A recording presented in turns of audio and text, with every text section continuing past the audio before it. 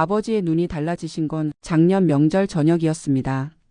딸인 제가 용돈 봉투를 건네자 평소와 달리 한참을 물끄러미 바라보시더니 손을 내저으셨어요. 아직 내가 자식한테 손 벌릴 나이는 아니야. 칠순을 바라보는 아버지의 얼굴에서 처음으로 노인의 모습을 발견한 순간이었습니다. 제 이름은 김지연, 올해 43입니다. 아버지는 올해 72살, 퇴직하신 지 12년이 되었습니다. 35년간 중소기업 생산관리부에서 근무하셨지만 IMF 외환위기 때 회사가 어려워지며 퇴직금의 절반만 받고 나오셨어요. 그 돈으로 어머니와 함께 작은 분식집을 운영하셨는데 코로나19로 문을 닫은 후에는 국민연금 120만 원이 유일한 수입이 되었습니다. 아버지는 늘 말씀하셨어요. 내 자식들은 내 생활비 걱정은 안 해도 된다. 하지만 언제부턴가 아버지의 옷은 낡아갔고 어머니의 약값은 늘어갔습니다. 저와 오빠는 도움을 드리려 했지만 아버지는 완강하게 거절하셨어요. 나도 내 아버지 모시면서 한 번도 도움 안 받았다. 내 자존심이다. 그런 아버지를 지켜보는 우리 남매의 마음은 날로 무거워졌습니다. 어느 날 오빠가 전화해서 말했어요. 지연아, 아버지가 병원비 때문에 통장을 다 털었대. 이대로 가다간 당장 생활이 어려워질 것 같은데. 그날부터 시작된 우리 가족의 자존심과 현실 사이의 팽팽한 줄다리기 이야기를 들려드리려 합니다. 아버지는 강원도 태백의 작은 광산촌에서 태어나셨어요. 6남매 중 장남이었던 아버지는 고등학교를 졸업하자마자 서울로 상경의 공장에 취직하셨습니다. 내가 19에 처음 받은 월급이 3,000원이었어. 그걸 시골 부모님께 2,000원 보내고 1,000원으로 한 달을 버텼지. 아버지는 종종 그 시절 이야기를 하시며 웃으셨어요. 된장찌개에 밥 말아 일주일 먹고 소주 한 병 사서 친구들이랑 나눠 마시면 그게 행복이었어. 그 시절 아버지에게는 꿈이 있었습니다. 자기 사업을 해서 부모님을 모시고 동생들 대학 보내는 것. 하지만 현실은 녹록지 않았습니다. 23세 어머니를 만나 결혼하셨고 30에 저를, 32에 오빠를 낳으셨어요. 내 엄마 만나고 사업 생각은 접었다. 안정적인 직장이 더 중요하더라고. 아버지는 중소기업 생산관리자로 평생을 살았습니다. 임원까지 승진하진 못했지만 과장으로 35년을 성실하게 일하셨어요. 회사에서 야근할 때가 많았지. 너희 둘 대학 보낼 생각하면 힘들어도 참았다. 저는 그런 아버지가 자랑스러웠습니다. 집에는 늘 돈이 부족했지만 학원비만큼은 아끼지 않으셨어요. 공부해서 너희는 나보다 나은 삶 살아야 한다. 아버지의 그 말씀이 저와 오빠의 원동력이 되었습니다. 덕분에 저는 대학에서 경영학을, 오빠는 컴퓨터공학을 전공할 수 있었어요. 오빠는 대기업 IT 부서에 취직했고 저는 외국계 회사에 들어갔습니다. 부모님은 그것만으로도 만족하셨어요. 자식들 대학 보내고 취직시켰으면 부모 역할은 다 한 거야. 아버지의 은퇴는 계획보다 이른 2012년에 찾아왔습니다. 회사가 경영난을 겪으며 명예퇴직을 권유받으셨어요. 서류상으로는 명예퇴직이지만 사실상 권고사직이었지. 아버지는 씁쓸하게 웃으셨습니다. 퇴직금으로 1억 2천만 원을 받으셨는데 절반은 남은 주택대출 상환에 사용하셨고 나머지는 어머니와 함께 동네 분식집을 차리는데 투자하셨어요. 환갑 넘어서도 놀고 먹을 순 없잖아. 분식집은 처음엔 괜찮았습니다. 아버지는 장보기와 배달을, 어머니는 요리를 맡으셨죠. 하루 매출 30만 원 정도면 월 500만 원, 여기서 재료비와 임대료 빼고 200만 원 정도가 남았어요. 국민연금 120만 원까지 합치면 노부부가 살기에는 충분했습니다. 하지만 2020년 코로나19가 찾아왔습니다. 손님이 뚝 끊겼고 임대료는 계속 나갔습니다. 결국 2년을 버티다 문을 닫으셨어요. 장사 접고 나니까 돈 들어올 구멍이 딱 하나네. 아버지의 국민연금 120만 원이 유일한 수입이 되었습니다. 어머니는 전업주부로 오래 사셔서 연금이 없었어요. 작은 아파트 관리비와 생활비, 그리고 어머니의 당뇨약과 고혈압 약값까지. 괜찮아. 우리 욕심 버리면 살만해. 아버지는 항상 그렇게 말씀하셨습니다. 하지만 현실은 달랐어요. 국민연금으로는 두 분의 생활비와 의료비를 감당하기 어려웠습니다. 저와 오빠는 눈치껏 도움을 드리려 했어요. 명절마다 용돈을 드리고 부모님 댁에 갈 때마다 식료품을 한가득 사 들고 갔습니다. 처음에는 아버지도 받아주셨어요. 고맙다. 잘 키워서 이런 선물도 받네. 하지만 작년부터 뭔가가 달라졌습니다. 아버지의 얼굴에 자존심이 깃들기 시작했어요. 내가 아직 자식들한테 손 벌릴 처지는 아니야. 설날에 드린 용돈 봉투를 돌려주시고 사온 식료품도 대부분 저희에게 다시 들려보내셨습니다. 너희도 살림살이 빠듯할 텐데 부모 걱정하지 마. 그 말씀이 더 마음 아팠습니다. 아버지가 모르시는 것은 저희 형제의 월급이 이미 아버지 시절에 몇 배가 되었다는 사실이었어요. 오빠는 IT 개발자로 700만 원, 저는 외국계 회사 과장으로 600만 원을 받고 있었습니다. 우리에게는 부모님께 매달 100만 원씩 들여도 문제없는 형편이었어요. 하지만 아버지의 자존심이 그것을 허락하지 않았습니다. 내가 평생 자식들 뒷바라지하려고 살았는데 이제 와서 손 벌리면 그동안 산 게 다 무슨 의미가 있겠어. 문제가 더 심각해진 건 작년 겨울이었습니다. 어머니가 갑자기 어지러움을 호소하셨고 검사 결과 뇌경색 초기 증상이 발견되었어요. 다행히 큰 후유증 없이 회복되셨지만 의료비가 생각보다 많이 나왔습니다. 보험 처리에도 200만 원 나왔어요. 오빠가 전화로 알려왔습니다. 아버지가 모아둔 돈 다 쓰셨대. 앞으로 어머니 약값도 걱정이래. 그날 저녁 저희 남매는 긴급회의를 했어요. 우리가 매달 생활비를 지원해 드려야 할 것 같아. 오빠의 말에 저도 동의했습니다. 근데 아버지가 절대 안 받으실 것 같은데. 고민 끝에 저희는 계획을 세웠어요. 먼저 오빠가 아버지를 만나 솔직하게 상황을 말씀드리기로 했습니다. 다음 날 오빠는 점심을 사드린다며 아버지를 모시고 나갔어요.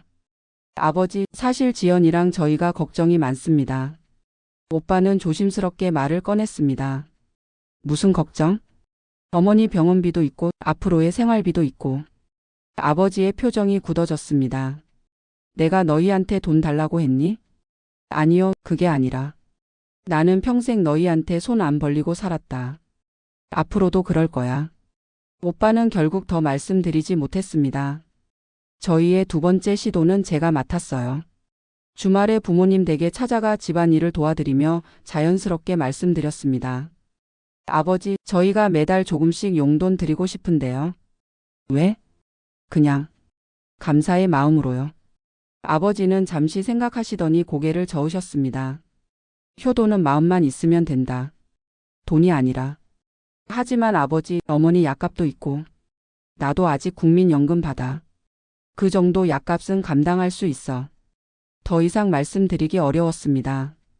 아버지의 눈빛에는 단호함이 있었어요. 효도하고 싶은 자식의 마음과 자존심을 지키려는 아버지의 마음이 충돌하는 순간이었습니다. 집에 돌아오는 길 오빠에게 전화했어요. 어떡하지? 아버지가 완전 완강하셔. 그럴 줄 알았어. 우리 다른 방법 생각해보자. 저희는 몇 가지 방안을 더 논의했습니다. 어머니를 통해 도움을 드리는 방법, 생필품을 정기적으로 배송해 드리는 방법, 부모님 명의의 적금을 들어드리는 방법. 하지만 모든 시도는 아버지의 날카로운 눈에 들켜버렸습니다. 누가 이 쌀 보냈어? 왜 갑자기 적금 통장이 생겼지? 결국 어머니가 저희에게 따로 전화하셨어요. 너희 아버지가 화나셨어. 앞으로는 이런 거 하지 마라. 어머니, 하지만 생활이 빠듯하시잖아요.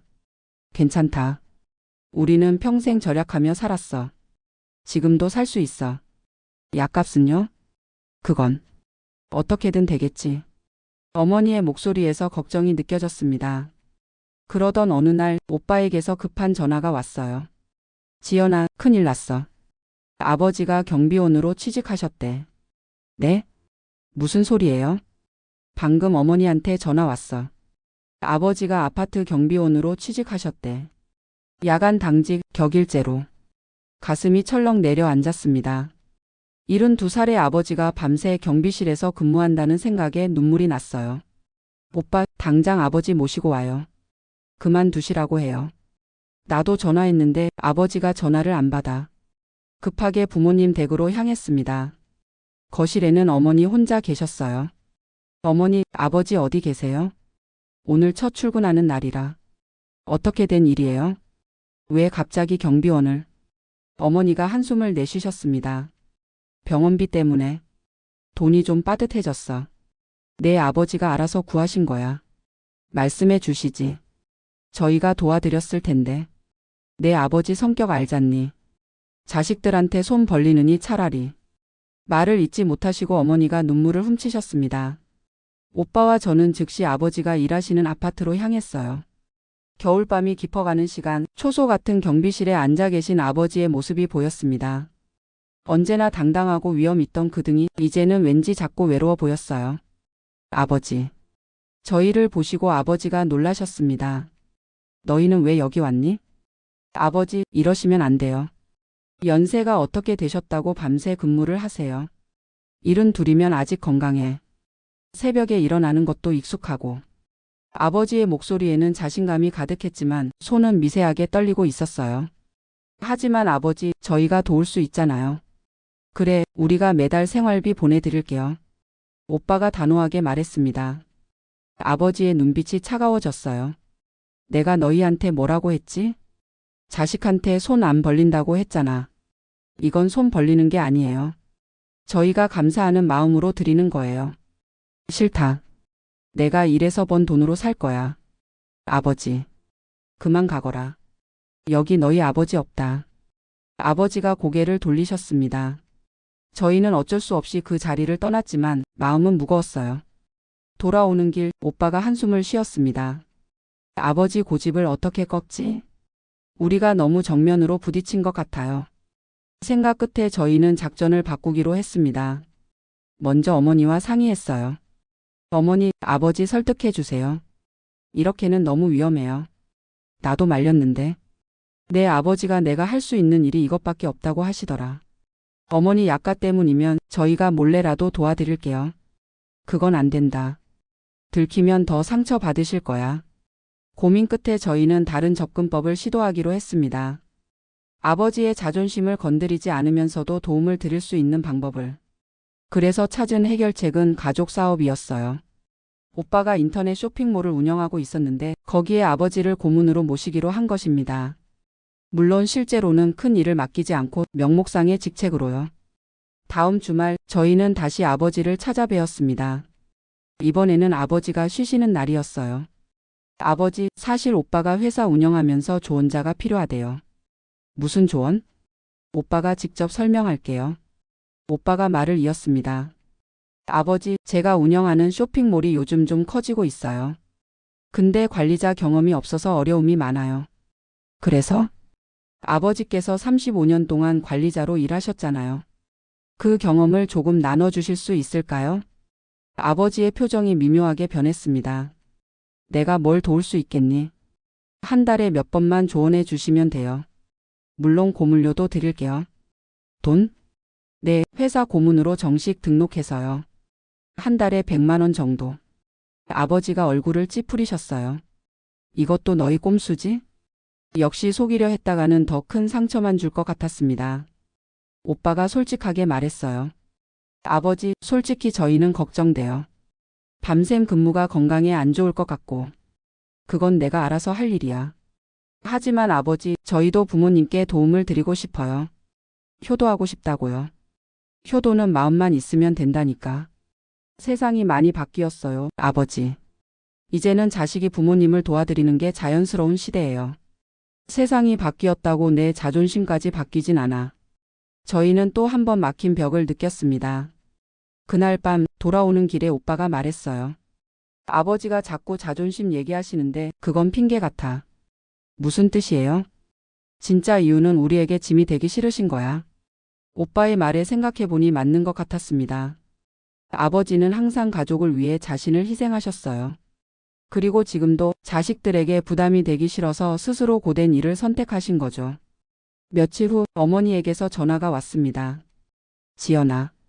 아버지가 쓰러지셨어. 심장이 멎는 듯한 느낌이었어요. 어디요? 지금 어디 계세요? 대학병원 응급실에. 저는 즉시 회사를 나와 병원으로 달려갔습니다. 오빠도 이미 도착해 있었어요. 어떻게 된 거예요? 아버지가 경비실에서 쓰러지셨대. 다행히 아파트 주민이 빨리 발견해서 의사 선생님이 저희에게 상황을 설명해 주셨습니다. 과로와 저체 온증이 원인입니다. 밤새 추운 경비실에 계시다가 다행히 생명에는 지장이 없었습니다. 하지만 며칠간 입원이 필요하다고 했어요. 아버지는 의식이 돌아오자마자 퇴원하겠다고 고집 부리셨습니다. 병원비 얼마나 나올지 알아? 빨리 집에 가야 돼. 저희는 아버지 옆에서 번갈아가며 간병했어요. 그러면서 어떻게 하면 아버지를 설득할 수 있을지 계속 고민했습니다. 퇴원 전날 밤 제가 아버지 곁을 지키고 있었어요. 아버지는 창밖을 바라보시다가 문득 말씀하셨습니다. 지연아. 네, 아버지. 내가 왜 그렇게 고집을 부렸는지 알아? 자존심 때문이라고 하셨잖아요. 아버지가 고개를 저으셨습니다. 그건 반만 맞아. 진짜 이유는 너희에게 짐이 되기 싫어서야. 역시 오빠의 추측이 맞았어요. 아버지가 평생 너희 뒷바라지만 했잖니. 이제 너희도 각자 가정이 있고. 하지만 아버지, 저희는 충분히 여유가 있어요. 지금은 그럴지 몰라도 앞으로는 어떻게 될지 모르잖아. 요즘 경제가 얼마나 불안한데. 아버지의 눈에 눈물이 고였습니다. 내가 너희 어릴 때 얼마나 고생했는지 알아? 그래도 한 번도 내 부모님께 손 벌린 적 없어. 그게 내 자부심이었어. 아버지. 너희가 잘 되는 것만 봐도 난 행복해. 그런데 이제 와서 너희한테 손 벌리면 그동안 내가 산 게 다 무슨 의미가 있겠니? 아버지의 목소리가 흔들렸어요. 평생 가장으로 살았는데 이제 와서 누구의 도움을 받는다는 게 그게 내 자존심을 무너뜨리는 일이야. 저는 아버지의 손을 잡았습니다. 아버지, 이건 손 벌리는 게 아니에요. 저희가 감사의 마음으로 드리는 거예요. 똑같아. 다르죠. 아버지께서 저희를 키우신 것처럼 이제는 저희가 아버지를 모실 차례예요. 하지만 세상이 바뀌었어요, 아버지. 요즘은 자식이 부모님께 생활비 드리는 게 당연해요. 그리고 더 중요한 건 어머니예요. 아버지가 이렇게 무리하시면 어머니는 어떻게 하세요? 그 말에 아버지가 흠칫하셨어요. 내 어머니는. 아버지가 아프시면 어머니도 아파요. 어머니 생각해서라도 이제는 저희 도움을 받으셔야 해요. 아버지가 한동안 말없이 창밖만 바라보셨습니다. 내가 잘못 생각했나? 마침내 아버지가 중얼거리셨어요. 아니요, 아버지의 마음도 충분히 이해해요. 내가 어릴 때는 달랐거든. 부모가 자식 도움 받는 건 창피한 일이었어. 지금은 달라요, 아버지. 효도는 여러 가지 방법으로 할 수 있어요. 아버지가 깊은 생각에 잠기셨습니다. 그날 밤 저는 아버지 곁에서 밤을 새웠어요. 오랜만에 아버지의 잠든 얼굴을 가까이서 볼 수 있었습니다. 주름이 깊게 패인 이마, 일하느라 거칠어진 손. 평생 가족을 위해 희생하신 아버지의 흔적들이었어요. 다음 날 아침 아버지가 조용히 말씀하셨습니다. 지연아, 내가 좀 생각해봤어. 네, 아버지. 너희 말도 일리가 있구나. 효도는 여러 방법으로 할 수 있다는 거. 제 마음이 설렜습니다. 대신 조건이 있어. 어떤 조건이요? 첫째, 내가 완전히 무능해지기 전까지는 내가 할 수 있는 일은 하게 해다오. 네. 둘째, 너희가 주는 돈은 용돈이라고 생각하게 해다오. 생활비나 부양비가 아니라. 아버지의 자존심을 지켜드리기 위한 말씀이었어요. 물론이에요, 아버지. 셋째, 너희 생활에 무리가 갈 정도로 주지 마라. 그럼 내가 더 마음 아파? 걱정 마세요. 저희는 충분히 여유가 있어요. 아버지가 고개를 끄덕이셨습니다. 그럼 나도 이제 조금은 너희 도움을 받아볼게. 그 말에 눈물이 날 것 같았어요. 감사합니다, 아버지. 퇴원 후 저희는 가족회의를 열었습니다. 아버지, 어머니, 오빠와 오빠 부인, 저와 남편까지 서로의 상황과 생각을 진솔하게 나눴어요. 결국 저희가 내린 결정은 이렇습니다. 첫째, 오빠와 제가 한 달에 각각 50만 원씩 총 100만 원을 부모님께 용돈으로 드리기로 했어요. 둘째, 아버지는 경비원 일을 그만두시고 대신 동네 복지관에서 주 이틀 컴퓨터 기초를 가르치는 봉사활동을 시작하셨습니다. 셋째, 어머니의 건강검진과 약값은 저희가 따로 보험에 가입해 해결하기로 했어요. 처음에는 아버지도 어색해 하셨습니다. 자식들에게 용돈을 받는다는 게 쉽게 익숙해지지 않으셨나 봐요. 하지만 시간이 지나면서 조금씩 변화가 생겼습니다. 아버지가 복지관에서 동년배들에게 컴퓨터를 가르치며 새로운 보람을 찾으셨어요. 요즘 노인들이 카카오톡도 못하면 소외된대. 내가 그들 좀 도와주고 있어. 어머니는 약값 걱정 없이 정기적으로 병원에 다니실 수 있게 되었습니다. 지금은 당 수치가 많이 안정됐어. 의사 선생님이 칭찬하시더라. 우리 가족의 모습도 조금씩 달라졌어요. 예전에는 한 달에 한 번 정도 부모님을 뵈었는데 이제는 거의 매주 만나게 되었습니다. 식사도 함께하고 가끔은 다 같이 여행도 다녀왔어요. 지난 여름에는 처음으로 가족 여행으로 제주도에 다녀왔습니다. 바닷가를 거니시는 아버지의 뒷모습이 어딘가 더 젊어 보였어요. 지연아, 이거 찍어줘. 아버지는 어머니와 함께 바다를 배경으로 사진을 찍자고 하셨습니다. 웃는 모습이 정말 오랜만에 보는 환한 웃음이었어요. 저는 문득 물었습니다. 아버지, 요즘 행복하세요? 아버지가 잠시 생각하시더니 고개를 끄덕이셨어요. 그런 것 같다. 처음에는 어색했지만 이제는 너희가 정말 효도하는구나 싶어. 아버지 덕분에 저희가 이만큼 자랐잖아요. 글쎄, 사실 내가 너무 고집부렸던 것 같아. 아니에요. 아버지의 자존심도 충분히 이해해요. 아버지가 바다를 바라보며 말씀하셨습니다. 인생이 참 묘하구나. 젊을 땐 내가 부모님을 모실 생각을 못했는데 늙으니 자식들이 나를 모시겠다고 하는구나. 세상이 바뀌었잖아요, 아버지. 그래. 세상이 바뀌었어. 근데 그게 꼭 나쁜 변화만은 아닌 것 같아. 아버지는 어머니의 손을 잡으셨어요. 내 어머니 덕분에 내가 마음을 열었다. 아프고 나서 깨달았지. 내 고집 때문에 내 어머니까지 고생시킬 순 없다고. 저는 아버지의 어깨를 안았습니다. 우리 가족 모두가 행복했으면 좋겠어요. 그럴 거야, 우리 딸. 그 후로 1년이 지났습니다. 아버지는 이제 70세 생일을 맞으셨고 복지관에서는 인기 강사가 되셨어요. 처음에는 컴퓨터 기초만 가르치셨는데 이제는 스마트폰 활용법까지 수업 범위가 넓어졌습니다. 내가 요즘 유튜브도 배웠어. 다음에는 유튜버에 도전해 볼까? 아버지의 농담에 저희 가족 모두가 웃었어요. 어머니의 건강도 많이 좋아지셨습니다. 정기적인 치료와 좋은 약 덕분에 당뇨가 안정되고 혈압도 정상 범위로 돌아왔어요. 요새는 하루에 10,000보씩 걷는다. 동네 한 바퀴 도는 게 일과가 됐어. 저희 형제의 삶도 더 풍요로워졌습니다. 부모님과의 관계가 깊어지면서 서로에 대한 이해도 커졌어요. 오빠는 요즘 아버지에게 사업 조언을 자주 구한답니다.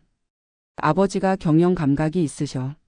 35년 관리자 경험이 헛되지 않아. 저는 주말마다 어머니와 요리를 함께합니다. 어머니 된장찌개 비법을 배우고 있어요.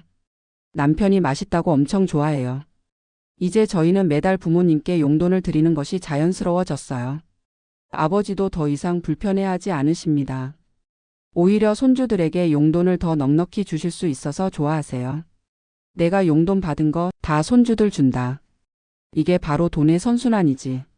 지난 설날 아버지가 저에게 조용히 말씀하셨어요. 지연아, 아버지가 고맙다는 말 제대로 안 했지? 무슨 말씀이세요? 작년에 내가 쓰러졌을 때 너희가 아니었으면 어떻게 됐을지 모르겠다. 당연한 일이었어요. 처음에는 자존심 때문에 너희 도움을 거절했는데 지금 생각하면 참 바보 같았어. 아니에요. 아버지의 마음도 이해해요. 그래도 고집 부리지 않고 조금 더 일찍 너희 말을 들었더라면. 아버지의 눈에 눈물이 고였습니다.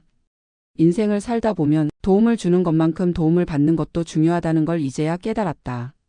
그 말씀이 제 마음에 깊이 남았어요. 도움을 주는 것만큼 도움을 받는 것도 중요하다. 우리는 모두 서로에게 의지하며 살아가는 존재니까요. 오늘 가족 모임에서 저는 깨달았습니다. 자존심과 현실 사이에서 갈등하던 아버지가 이제는 자존심을 잃지 않으면서도 현실을 받아들이는 법을 배우셨다는 것을.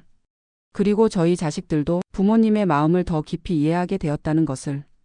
이것이 바로 가족의 의미가 아닐까요? 서로의 자존심을 지켜주면서도 필요할 때는 손을 내밀 수 있는 관계. 70세 아버지의 자존심과 현실 사이의 고민은 결국 우리 가족 모두의 성장으로 이어졌습니다. 이제 아버지는 말씀하십니다. 진정한 자존심은 도움을 거절하는 게 아니라 서로 돕고 사는 데 있는 거야.